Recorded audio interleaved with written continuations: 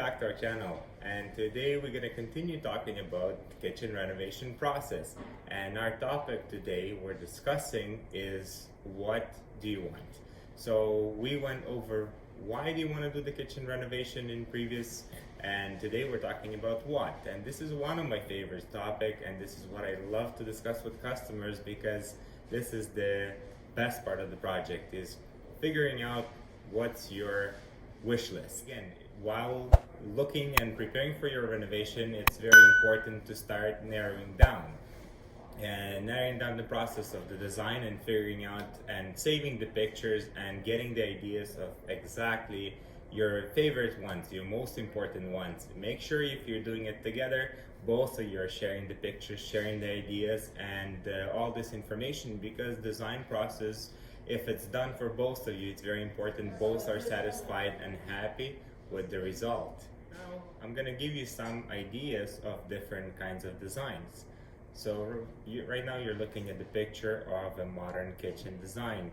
Very clean lines, minimalistic style, not using too many elements or too many objects. Different image of a kitchen, and that's the most popular in today's Canadian market, is the transitional design.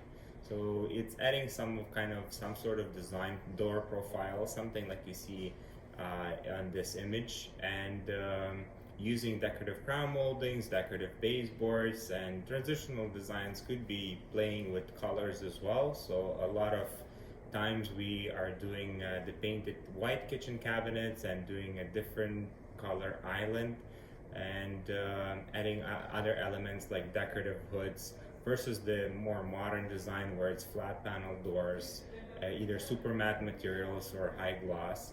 This is more details, more design to it. And you also could like a traditional design, not very popular these days. This was about 15 years ago, more popular than now. But the styles change and everything is being adjusted, and the trend is out. Traditional is not as popular. However, we still have requests for it, and we still design traditional kitchens because they are timeless. They look great and they have a lot of details. So if it's the style of the house that you're building and it's the design that you really like, this is the type of kitchen that you would probably really enjoy. So if this is a house for yourself, you're building it for your own personal use, it's not for resale, then I recommend doing this design, because it's always going to look amazing. Traditional design has a lot of elements, a lot of details. However, most of the customer feedbacks and why it's not popular is because of all the details. Clean all the dust, and traditional kitchens have all these decorative corbels and all these elements that could potentially accumulate dust. This is why transitional kitchen, more clean line door styles are more popular right now. Okay, so we went over the design elements. We have the modern kitchens, transitional, which is the most popular, something that's behind me, and we have the traditional, that again some people still use and like for their personal, just the style of the house, or they just really like those heavy traditional elements. The design process, when it works, basically the first step is I come in and I would ask for your why list, your wish list. What do you want in your kitchen? And this would include your layout, so what's not working in your kitchen, your appliance wish list. So do you want a bigger fridge? Do you want a bigger stove? Do you need a microwave? Do you use an oven, or do you need a double oven? And again, this is very important, because we have a limited space in your kitchen, and to design something that fits your style and works and works nice and is very functional. In order to do that, I need all these pieces of information, which is why in the first video I explained the first and most important step is to write things down. So here we sit down with the clients and we start discussing all these elements, and we start talking about all this stuff. So we look at their space, and we start analyzing. So in terms of storage, this is one of the big reasons people don't like. So with your old kitchen, you probably have a lot of dead corners or blind spaces. So it's very hard to get into these cabinets, it's very hard to take something out, you have to bend, and it's not convenient. So you end up losing all your corners. If it's a U-shaped kitchen, you end up losing 4 of your corners and having not accessible storage. So that's not fun at all. So first is the storage, very, very important. Second is the flow of the kitchen. Many people just cannot deal with it. So if husband and wife likes to cook, you both like to cook, you enjoy cooking, and your kitchen is not functional, it doesn't allow 2 people to work in this space because there's just not enough counter space. So now we have to look at making another zone, so a second prepping zone or a separate island or a separate space where the other person could work. Maybe you like to entertain and then your place is too closed in and you just have no room to turn around. People have to sit in the dining room, wait for you while you're all by yourself in the kitchen.